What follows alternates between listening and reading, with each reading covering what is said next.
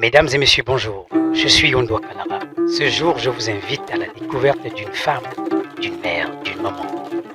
C'est également une invitation à la nouvelle page YouTube Kisangui, Vie Muriel. En attendant d'accueillir celle qui porte le nom éponyme, n'hésitez pas à mettre un pouce et d'activer la cloche de notification pour ne rater aucun épisode de nos émissions. La boussole nous oriente vers le Cameroun, pays d'Afrique centrale, acteur majeur de la CEMAC, communauté économique des États de l'Afrique centrale. Le Cameroun s'étend sur une superficie de 475 442 km², avec une population estimée en 2025 à environ 30 millions d'habitants. Les langues officielles sont le français et l'anglais. Sa diversité ethnique linguistique, près de 280 ethnies, disséminées sur les 10 régions que compte le pays. Sa luxuriante faune et flore lui confère les qualités d'une Afrique en miniature. Et, plus récemment, des compatriotes ont rebaptisé leur pays le continent, appellation qui, rappelons-le, avait d'ores et déjà fait l'objet d'un film documentaire intitulé Le continent appelé Cameroun, réalisé par Jean-Pierre Bokolo vers les années 2007. Allons donc à la rencontre de cette femme africaine, native du 237, pour savoir davantage le bien fondé de la nouvelle chaîne, puis explorer les méandres de sa pluridisciplinarité. Bonjour Kisangui, je ne saurais me fondre dans une présentation sommaire de votre personne, de votre personnage et de votre personnalité. Qui est réellement Kisangui, entre autres le nom civil, votre filiation, la généalogie, le profil académique, parcours, expérience professionnelle? Bonjour Kalara. Bonjour. C'est une vaste question. Qui est Kisangui? À l'état civil, je m'appelle Ngowo Tolagnès. Je suis effectivement continentaise, comme tu l'as annoncé, de la région du littoral et particulièrement de l'ethnie appelée Bassa. Voilà, je suis une fille d'Okbianga, un des villages pas loin de la ville d'Edea. Donc, je suis du clan Ndokjuem.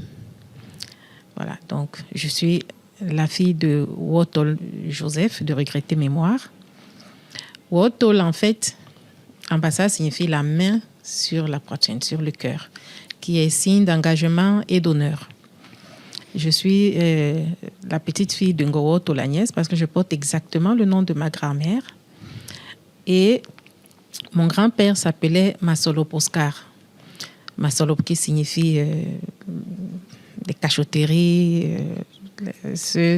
En fait, ça renvoie à se cacher. Et effectivement, les personnes qui me connaissent savent que je suis de nature très discrète. Je n'aime pas beaucoup les lumières. Et elles seront bien surprises de me voir me prêter à cet exercice. Mais je leur dirai que je ne suis pas responsable et que le coupable est bien devant moi. Le coupable est bien devant vous.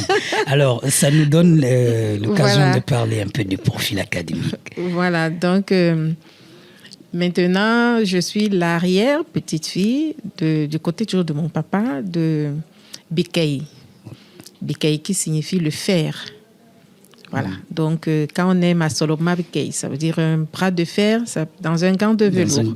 Voilà, donc c'est pas parce qu'elle est discrète, c'est pas parce qu'elle se cache qu'elle ne sait pas ce qu'elle veut. Et je suis arrière-petite-fille de Baïha, qui signifie en fait héritage. Voilà. Et du côté de ma maman est toujours de la Sanaga maritime, mais du village Etoura, du clan Dongje.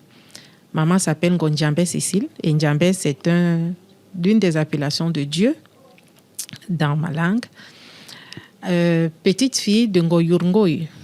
Yurngoy, en fait, qui est le troupeau de sangliers. Donc, je ne pense pas, quand on est en forêt, qu'on aimerait être face à un troupeau de sangliers. Petite fille également de Ningil. Ningil qui, en fait, de toute façon, disait « je vis pour ». Et cela renvoie également à mon prénom Agnès, qui est l'agneau, qui, dans d'autres mythologies, est un peu cet animal qui a tendance qu'on a tendance souvent à sacrifier pour sauver les autres. Et ça, c'est une partie de ma vie également, qui est toujours d'être dédiée aux autres services. Et également arrière, petite fille de Nkombus. Nkombus qui est en fait, on va dire, le fil de la colonne vertébrale. Donc, ça peut renvoyer au caducée de Mercure. Voilà, donc là, vous pouvez comprendre que... Tout le nomastique d'Agnès. Voilà. Que ça vient de très loin. Voilà, donc je suis Ndokdjouem et de l'autre côté Ndongdje. Cela est très enrichissant. Et avant de basculer vers ce qui a été soit un appel ou alors une envie personnelle de changer de cadre, pouvez-vous nous dire un petit mot sur votre parcours professionnel? Bon, peut-être déjà le parcours académique. Oui, parcours académique, parcours professionnel. Oui, je préfère mélanger les deux parce que très souvent, j'aime bien me présenter comme autodidacte dans tout ce que je fais. Je suis consultante en management des entreprises parce que j'ai été longtemps en entreprise à différents postes de management, que ce soit le contrôle de gestion, l'analyse marketing, la gestion des stocks, la gestion de la clientèle. Voilà, à différents postes de gestion vraiment en entreprise. Et l'essentiel de ma formation, c'est vrai aussi que je l'ai fait en entreprise. Mais initialement, j'ai quand même fait des études en gestion, en contrôle, comment on appelle? Comptabilité de gestion. Voilà, comptabilité de gestion. J'ai un master en management des organisations. Et récemment encore, j'ai eu 2 masters en management des projets, gestion des projets, option gestion des projets de développement.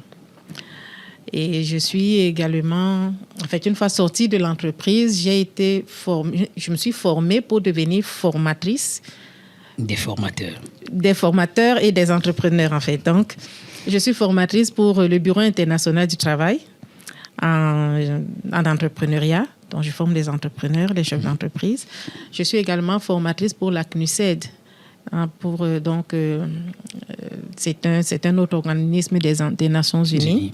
Voilà, pour toujours la formation des entrepreneurs. Voilà, donc, sur le plan professionnel, vraiment, je touche à tout ce qui est management des entreprises, management des projets. Et je suis moi-même promotrice d'une marque de produits de beauté et de santé appelée Amani Biohealthcare. Voilà, donc je touche à pas mal de choses, mais pour aujourd'hui, peut-être on s'arrêtera à celle-là. On s'arrêtera à celle-là. Votre généalogie a été, ou alors elle est très enrichissante et intéressante parce que elle vous immerge véritablement, ou pour ceux qui nous regardent, dans votre vivier, dans votre cocon, dans votre identité originelle. Alors, Kisangui Vie Plurielle, la chaîne, c'est l'open, c'est le début. Kisangui, non initiatique, comment cela s'opère-t-il? À quel moment a été le déclic? D'accord, ça c'est un peu compliqué. Et j'avoue qu'il va falloir aller creuser pour que je parle. J'ai pas beaucoup l'habitude de parler de certaines choses. Kisangui, en fait, Kisangui, ce nom m'a été révélé le 6 novembre 2022, lors d'une initiation. Mais je suis née Kisangui, en fait. Initié à quoi?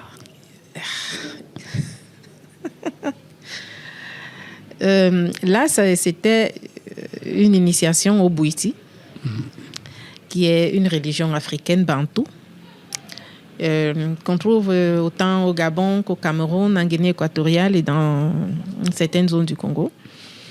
Et j'y ai été initiée sans savoir ce que c'est, en fait. Donc, ça m'est tombé dessus comme ça. Je me suis retrouvée... Vous avez ressenti un appel? J'ai ressenti vraiment un appel. J'ai vu mon initiation avant de savoir ce que c'était, en fait. J'ai vécu ça chez moi. J'ai eu des visions parce que ce sont des choses que j'ai quand même depuis toute petite.